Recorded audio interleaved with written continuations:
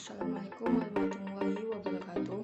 Perkenalkan, nama saya Susi Andriani, mahasiswi dari Sekolah Tinggi Ilmu Ekonomi Muhammadiyah Asahan, jurusan Akuntansi semester 7. Di sini saya akan memaparkan tentang sistem ekonomi internasional dari masa Presiden Soekarno sampai dengan Presiden Jokowi.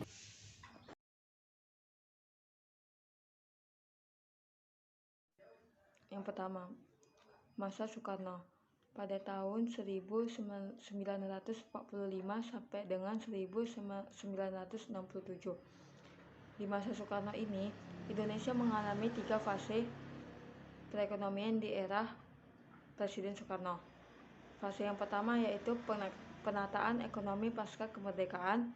Fase yang kedua, memperkuat pilar ekonomi. Fase yang ketiga, krisis yang mengakibatkan inflasi. Pada awal pemerintahan Soekarno, PDB per kapita Indonesia sebesar 5.523.863. Pada tahun 1961, Badan Pusat Statistik mengukur pertumbuhan ekonomi sebesar 5,74%.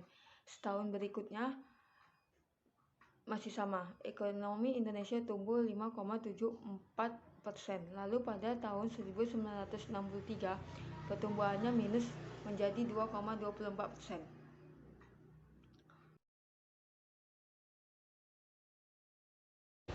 Masa Soeharto pada tahun 1967 sampai dengan 1998.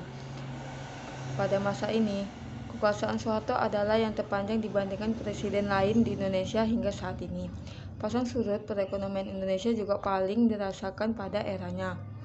Tahun berikutnya, Soeharto membuat rencana pembangunan 5 tahun atau Repelita yang mendorong swasembada. Program ini mendongkrak pertumbuhan ekonomi Indonesia hingga tembus 10,92% pada tahun 1970. Namun, selama Soeharto memerintah, kegiatan ekonomi terpusat pada pemerintahan dan dikuasai oleh kroni-kroni presiden. Pada masa Soeharto ini, posisi Bank Indonesia atau yang disingkat dengan BI ini juga tidak independen. Bank Indonesia hanya alat penutup defisit pemerintah. Begitu juga Bank Indonesia tak bisa membendung gejolak moneter. Maka terjadi krisis dan inflasi tinggi hingga 80%. Pada tahun 1998, negara bilateral pun menarik diri untuk membantu ekonomi Indonesia, yaitu saat krisis sudah tidak terhindarkan. Pertumbuhan ekonomi pun merosot menjadi minus 13,13%. Yang pertama, masa B.J. Habibie pada tahun 1998 sampai dengan 1999. Pada masa Presiden B.J. Habibie ini dikenal sebagai rezim transisi. Salah satu tantangan sekaligus capaiannya adalah pemulihan kondisi ekonomi. Dari posisi pertumbuhan minus 13,13% pada tahun 1998 menjadi 0,79% pada tahun 1999. Presiden Habibie menerbitkan berbagai kebijakan keuangan dan moneter dan membawa perekonomian Indonesia ke masa kebangkitan. Kurs rupiah juga menguat dari sebelumnya mencapai 16.650 per dolar pada Juni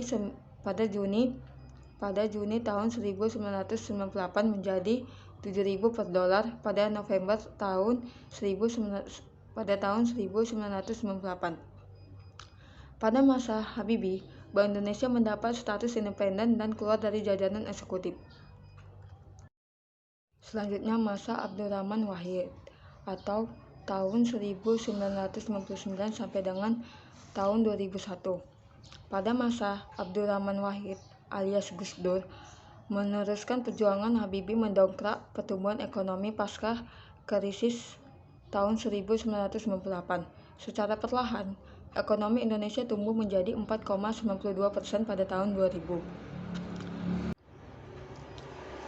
Presiden Gus Dur menerapkan kebijakan desentralisasi fiskal dan otonomi daerah. Pemerintah membagi dana secara berimbang antara pusat dan daerah. Kemudian, pemerintah juga menerapkan pajak dan retribusi daerah. Meski demikian, ekonomi Indonesia pada tahun 2001 tumbuh melambat menjadi 3,64%. Selanjutnya, masa Megawati Soekarno Putri pada tahun 2001 sampai dengan 2004.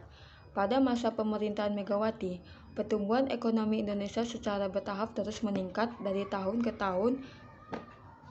Pada tahun 2002, Indonesia mencapai 4,5% dari 3,64% pada tahun sebelumnya. Kemudian, pada tahun 2003, ekonomi tumbuh menjadi 4,78%. Di akhir pemerintahan Megawati pada tahun 2004, ekonomi Indonesia tumbuh menjadi 5,63%. Masa Susilo Bambang Yudhoyono pada tahun 2004 sampai dengan 2014. Pertumbuhan ekonomi Indonesia di bawah kepemimpinan Susilo Bambang Yudhoyono atau SBY relatif stabil. Pertumbuhan Indonesia cukup menggembirakan di awal pemerintahannya, yaitu 5,69% pada tahun 2005. Selanjutnya, pada tahun 2006, pertumbuhan ekonomi Indonesia sedikit melambat menjadi 5,5%.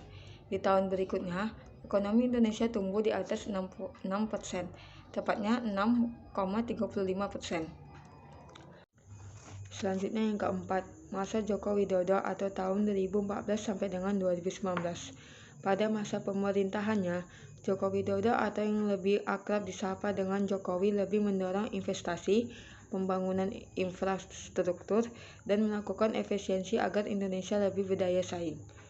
Namun, grafik pertumbuhan ekonomi Indonesia di masa pemerintahan Joko Widodo selama 4 tahun terus berada di bawah pertumbuhan pada era Presiden SBY.